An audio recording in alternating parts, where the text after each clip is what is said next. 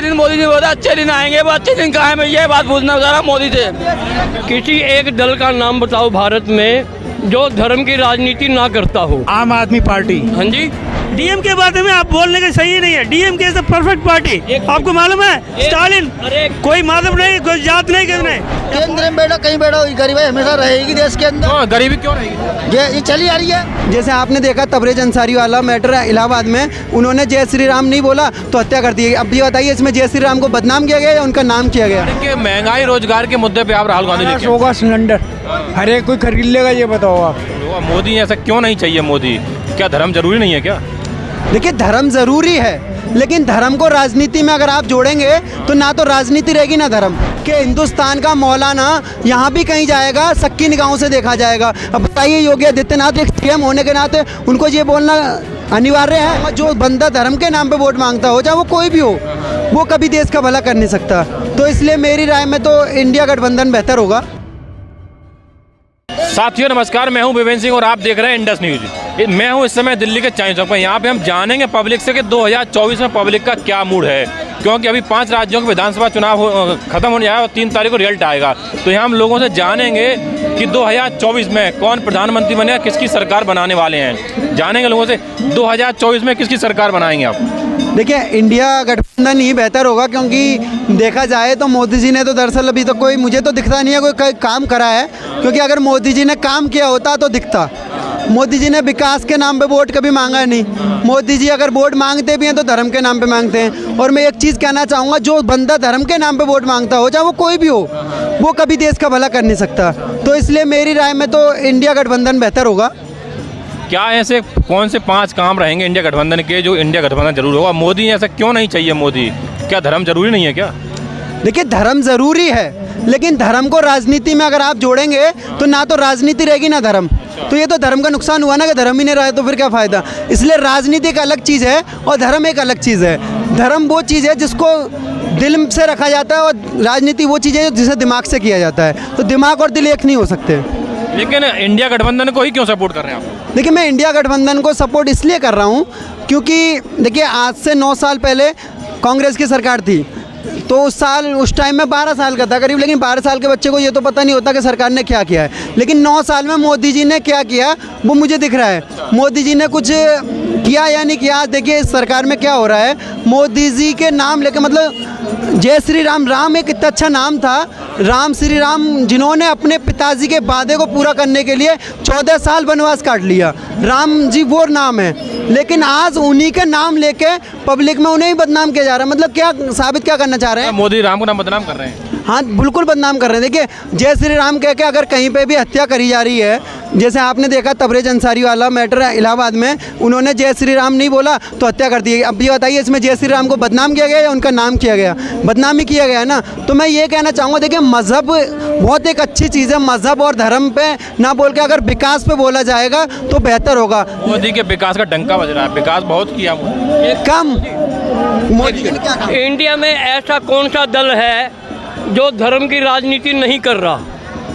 तो देखिए अंकल ने सही सवाल पूछा कि ऐसा कौन सा दल है जो कि धर्म की राजनीति नहीं कर रहा है इंडिया में। तो मैं वही कहना चाहूँगा कि चाहे वो देखो कांग्रेस हो या बीजेपी हो या बसपा हो या सपा हो, कोई भी हो, जो धर्म की राजनीति करता है उसको चुनो मत। मैं खुद यही कह रहा हूँ, किसी तुम ऐसे को चुनो ही मत जो धर्म की राजनीति करता है। हाँ जी बोलिए। भारत में कोई राजनीतिक दल ऐसा नहीं है जो धर्म की राजनीति नहीं करता। कोई किसी एक दल का नाम बताओ। 2024 किसकी सरकार बनेगी? एक सेकंड जी, पहले बच्चे का सवाल का जवाब दे दूं। किसी एक दल का नाम बताओ भारत में जो धर्म की राजनीति ना करता हो। आम आदमी पार्टी। हाँ जी, ये उसमें क्या कह रहे थे, गुजरात में हिंदू धर्म को वोट नहीं देना, हिंदू धर्म की पूजा नहीं करना, ऐसा कुछ नहीं है। ये उन्होंने गोपाल राय ने कहा वहाँ पे। ये सब गलत धारणा है आपकी, ऐसा नहीं। कैसे?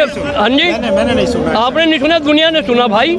कोई दल ऐसा नहीं है जो धर्म को लेके नहीं चलता। मैंने चाहा था कोई एक दल का नाम बता दो, सभी लोग खड़े हैं। भाई ये दल राजनीति नहीं, धर्म में नहीं लाता। बात कर दो।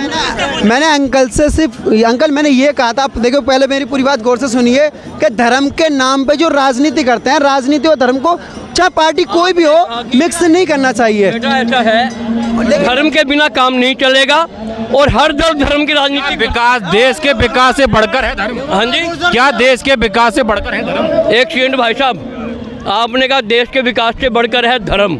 देश है, मैंने ये कहा है, क्या देश के विकास से बढ़कर है धर्म? मैं ये जानना चाहता हूँ। देश का विकास पहले, धर्म बाद में। लेकिन कोई दल ऐसा नहीं है जो धर्म की राजनीति नहीं करता, जो धर्म को आड़े लेके नहीं आता। भारत का कोई, यहाँ तक कि डीएमके है, वो अभी उसने सम्मेलन करा, सनातन धर्म उन्मूलन सम्मेलन। इससे बड़ा धार्मिक क्या है? झूठ है। डीएमके क्या बोला था? क्या बोला? वो सही बोला था। वो उसका जन्म में बोला था, उससे धर्म के बात करे। वो डीएम के बारे में आप बोलने के सही नहीं है। DMK is the perfect party. आपको मालूम है स्टालिन कोई माधव नहीं, कोई जात नहीं, किस नहीं, या politics is the politics. DM के बारे में बोलने शर्माना चाहिए। इतना डिसिप्लिन से चल रहा, एक बम ब्लास्ट नहीं है, कुछ भी नहीं। मैं कर लूंगा, जवाब ले ले, जवाब ले ले, शर्म मैं कर लूंगा जवाब। अरे इंडिया नहीं सकती है। तमिलनाडु गवर्नमेंट के लिए बोलने के लिए कोई मेघालय नहीं बोल सकता, क्योंकि परफेक्ट गवर्नमेंट है वो। 2024 किसको प्रधानमंत्री? 2024 किस डीएमके कोई किसी पार्टी को बता रहा है वही पार्टी जीतेगी। डीएमके जीतेगी? या डीएमके पार्टी जिस बैठे की बोल रहे हैं वही पार्टी प्रधानमंत्री बनेगी। भाई कौन बनाए प्रधानमंत्री? वो डीएमके कौन बताएगा? वही बताएगा। वो perfect party. DMK perfect party. Mister clean in the CM में परफेक्ट पार्टी स्टालिन है। कोई माइकालाल नहीं है इधर। सुनने की तैयारी नहीं है। ऐसा है, उदयनिधि मारन ने क्या कहा? क्या कहा उसने क्या? सनातन डेंगू, दूसरा सनातन HIV, दूसरा स्टेट का बात करने वाला क्लीन परफेक्ट। मैं उस टाइम रामेश्वरम में था जब उसने कहा। तमिलनाडु के बात करने का टाइम तमिलनाडु में क्या क्या चल रहा, पढ़ाई चल रहा, इतना यूनिवर्सिटी है, इतना हर इसमें नंबर 1 है, हर नंबर 1 है। कोई वैसा तमिलनाडु का वैसा कोई स्टेट नहीं है। मैं पूछना चाहूंगा, अंकल ने एक बात कही कि कौन सा धर्म ऐसा है, लेकिन देखिए ये सुनिए, राहुल गांधी जी बोलते हैं, अखिलेश यादव जी भी बोलते हैं, या कोई बोलता है, सुनिए, लेकिन वो बोलते हैं तो वो कोई सीएम अभी नहीं है।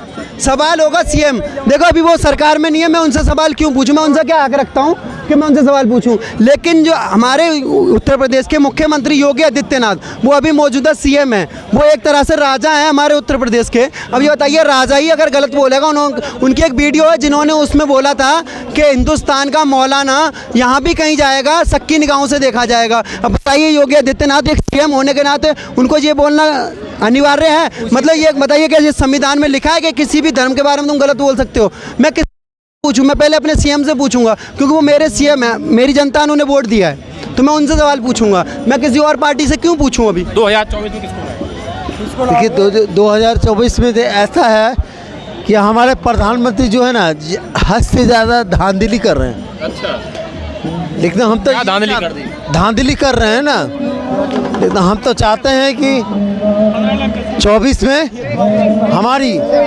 कांग्रेस क्यों? कांग्रेस क्यों आनी चाहिए?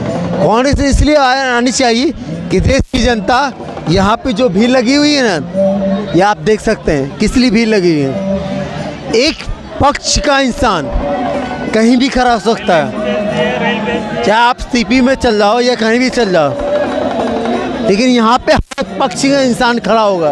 क्या लगता है अंकल जी, 2024 में किससे रहो? राहुल गांधी जी आएंगे। क्यों राहुल गांधी? कैसे चेंज मुद्दे हैं जो इन्होंने क्या करा ये बताओ? मोदी जी ने करा क्या ये बताओ? देश के लिए ही करा, बाकी पब्लिक के लिए तो कुछ नहीं करा ना। महंगाई कितनी है, पेट्रोल कितना महंगा है, गैस कितनी महंगी है, मिडिल क्लास वालों को और नीचे कर दिया, जो ऊपर पैसे वाले तो उनको और पैसे वाले कर दिया, टैक्स पे टैक्स लगा दिए। तो महंगाई मुद्दा है। महंगाई मुद्दा, महंगाई रोजगार, आप देखो ना, महंगाई मुद्दा है कि नहीं है? ये देखो आप, तो महंगाई रोजगार के मुद्दे पे आप राहुल गांधी लेके 100 का सिलेंडर हर एक कोई खरीद लेगा, ये बताओ आप? ये चीज़ मेन देखो ना आप। और टैक्स कितने लगा दिए, खाना खाने जाओ 18% टैक्स, इस पर टैक्स, GST, इस पर GST। पब्लिक के लिए नहीं देख रहे ना वो खुद भी।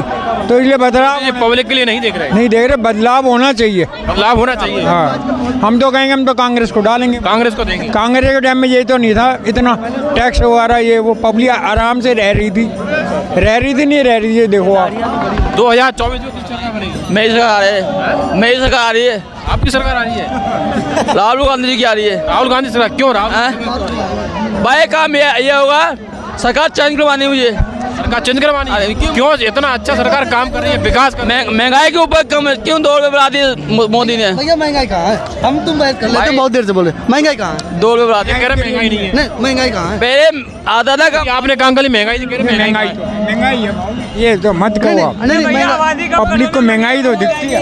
साइकिल वाला 700-800 रुपये कह रहे साइकिल वाले क्या साइकिल वाले? भाई देखो जैसी महंगाई है, ऐसे लोगों को कमाई है, कोई टेंशन नहीं है हिंदुस्तान में। देश सुरक्षित है अपना, नया कानून आ गया हिंदुस्तान में। नहीं भैया, आज के 5 साल पहले मजदूरी करते थे, कितना मिलता था? पहले मिलता था 500 रुपये, आज कितना मिल रहा है? अब मिल रहा है वो इतना रुपये। उतना रुपये? कहने में बात है, गरीब के ना महंगाई कम करवाइए। पास है ये अच्छे दिन, मोदी जी बोलते अच्छे दिन आएंगे, वो अच्छे दिन कहाँ है? ये बात पूछना चाह रहा मोदी से। मोदी जी का डंका बजा। किसी भी आ जाओ, गरीब भाई देश के अंदर हमेशा से सरकार कोई सी बैठी हो, केंद्र में बैठो कहीं बैठो, गरीब भाई हमेशा रहेगी देश के अंदर। क्यों गरीबी क्यों रहेगी? ये चली आ रही है, चली क्यों चली आ रही है? ये कहते हैं एक क्या करते हैं? मैं मजदूरी करता हूँ, मजदूरी कहाँ मजदूरी करते हैं? यही चाइन चौक में। कहाँ से हैं आप? मैं रहने वाला यूपी उत्तर प्रदेश, जिला अलीगढ़ से। मुझे यूपी उत्तर प्रदेश, जिला अलीगढ़ से। तो यहाँ पे क्या करते हैं? मजदूरी। मैं मजदूरी करता हूँ। तो 2024 किस सरकार बनवाएंगे? वही मोदी जी आने जी। मोदी जी आए। क्यों? मोदी जी 5 काम गिनवा दिए। अरे अच्छा काम किया, 9 साल हो गए, 10 साल सब फाइनल है। अच्छे काम गिनवा दिए। हर चीज में ले लो, अरे गिनवा दीजिए ना अच्छे काम। ये क्या? काम गिनवाओ। सबसे पहला यूपी उत्तर में सरकार बनी थी 22-17 में, जो सरकार बैठी थी योगी आदित्यनाथ की सरकार बैठी थी। अपराध गुंडा गर्दी दे बेटी किसी गरीब की, शौचालय हर चीज़ दी थी उन्होंने, जो बनाया था उन्हें, बैठा था, नया कानून आया था, हर चीज़ दिया उन्होंने। देश फिर भी सही है, सही नहीं होती सरकार तो इन्हें वोट नहीं मिलता। ये कह रहे हैं मोदी शौचालय बनवा दिए, गुंडागर्दी खत्म कर दी। अरे शौचालय कितने बनवाए पूछो पहले, कितने बनवाए शौचालय? कितना? अब हर किसी को 12,000 रुपये दिए। अरे झूठ है, 12,000 रुपये दिए तो 5,000 रुपये आपने खाए हैं, 5,000 रुपये आपने खाए हैं, सरकार आपकी बन रही। तो मेरा कहने का मतलब है महंगाई के ऊपर मुद्दा ये चल रहा है। मोदी जी ने बोल रहे थे मकान दिए, मोदी जी ने मकान बनवाए, लोगों को मकान बनवाया, वो सरकारी मोहर लग गई है, वो बेच नहीं सकते। अभी हमारे को 2.5 लाख रुपए दिए, 2.5 लाख में 2 लाख रुपए दिए। मक्की से भटक रहे थे, छत में बारिश पड़ रही है, छप्पर भी चुचा रहे थे, आज 2.5 लाख रुपए हर एक गरीब आदमी को दिया, जिनको दिया है। क्या बात करते हो यार? दिए अच्छी बात है, उनने मौत तो दिया है। क्या अंकल जी जाओ दो ना। 2024 किसकी सरकार बनेगी? सर बनेगी उसी की जिसको जनता बनाएगी। मुद्दे पे बोल रहा हूँ। आप किसको बनाएंगे? आपकी सरकार बनाएंगे? मैं किसको वोट देंगे? सर मेरा वोट मोदी के लिए परमानेंट है। क्यों मोदी जी? कैसे क्या काम है मोदी के जो का कारण है जो मोदी के? हमारा देश सुरक्षित हाथों में है, सबसे बड़ा काम ये है। क्या है हाथों में? सुरक्षित देश सुरक्षित हाथों में है, ये सबसे बड़ा काम है। 1962 में चीन ने हमला किया, 1964 में देश के पहले प्रधानमंत्री निकल गए। जाने दो भैया, जाने दो। क्या 2024 किस सरकार बनवा रहे हैं? सर किसकी सर बात करनी है कंटिन्यू नहीं, अदरवाइज नहीं। तो आप बोलिए ना, मैं क्या मरेगा? बोलिए ना, आप कौन खामोश आप हो गए? मैं तो नहीं हुआ। आप मुद्दे पे बात करिए, मैं मुद्दे पे जवाब दूंगा, मैं मुद्दे पे जवाब दूंगा। बोलिए विपक्ष में क्या हो रहा है? क्या हो रहा है? क्या गठबंधन बना लिया? अखिलेश यादव बीएसपी तो है नहीं गठबंधन में, और आम आदमी पार्टी एमपी में 92 सीटों पे लड़ रही है अलग से। अरे गठबंधन लोकसभा चुनाव के लिए हुआ है, विधानसभा चुनाव के लिए नहीं ना। नहीं ना, आप बात नहीं समझे। आप अपनी मर्जी से मुद्दे तय करोगे गठबंधन बना के। अटल बिहारी वाजपेयी ने 6 साल सरकार चलाई है, 1 साल तो डिबार हो गई थी, फिर 5 साल चलाई है, 28 गठबंधन बना के निजीकरण की शुरुआत भी उन्हीं की सरकार में हुई थी। सुनो, निजीकरण अभी बता रहा हूँ, निजीकरण पे एयर इंडिया डूबी हुई, वो ऐसे करके मैं बहुत घुमा हूँ प्लेन में, बता रहा हूँ किस लिए बता रहा हूँ, ऐसे करके झूमी थी एयर इंडिया। 45,000 करोड़ का घाटा 60,000 करोड़ में टाटा ने खरीदी। अभी 700 बोइंग, सुनो बीच में नहीं, 700 बोइंग प्लेन का और 300 बस एयर बस का टाटा ने ऑर्डर दिया है। अगर निजीकरण सरकारी कंपनी, मुझे ये बता दीजिए अंकल जी कि कोई भी व्यापारी घाटे में चलती हुई कंपनी को क्यों खरीदेगा? मुझे बताइए ना, क्यों? हाँ, सरकार में जो चीज घाटे में जा रही है उसे क्यों खरीदेगा? मुझे बताइए ना। हाँ, मैं बता रहा हूँ आपको, ये बता रहा हूँ, टाटा बिरला जब हम बचपन में छोटे थे इनका ही नाम आता था। चाहे अभी पूरे ग्लोबल वर्ल्ड में जिस भी हिसाब से अंबानी का नाम हो, अडानी का नाम हो, टाटा, जमशेद जी टाटा, मैं इसकी बात बोलिए। हाँ, इसकी बात नहीं कर रहा हूँ। इंग्लैंड गए थे हमारी आज़ादी से पहले, जमशेद जी टाटा इंग्लैंड गए थे और वहाँ पे एक होटल में लिखा हुआ था, कुत्ते और इंडियंस आर नॉट अलाउड। ये लिखा हुआ, dogs and Indians are not allowed. ये हमारे गुलामी से पहले, और जमशेद टाटा ने गेटवे ऑफ इंडिया के मुंबई में ताज होटल बनाया है। आप टाटा को क्या समझ रहे हो?